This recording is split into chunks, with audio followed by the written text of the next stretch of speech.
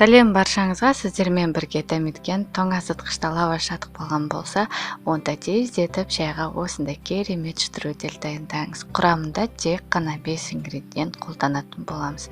Келесі видеорецептта смородиновый пирог дайындайтын боламын. Сондықтан да видеорецептерді жіберіп алмас үшін менің арнама тіркеліп кетіңіздер. Сүтке мак, кукурузный крахмал, қант салып, араластырып, газдың бетінде ең аз отта венчиктің көмегімен араластырып тұрамыз. Бізде осындай қою масы болып шығу керек.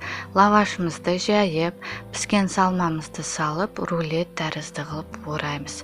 Формаға сары майды майлап шығамыз. Содан соң сары уызды алып, біздің штруделімізге жағып шығамыз. Қызып тұрған пешке 180 градуста 20-25 минуттай пісіріп аламыз. Мінеки біздің тәтті және тез пісетін штруделіміз дайын. Өте керемет болып шығады. Ас болсын. Қалауыңыз бойынша сахарный пудра себуіңізге болады. Келесі видеорецептерді жіберіп алмас үшін менің арнама тіркеліп кетіңіздер. Сіздермен бірге болған дәметкен.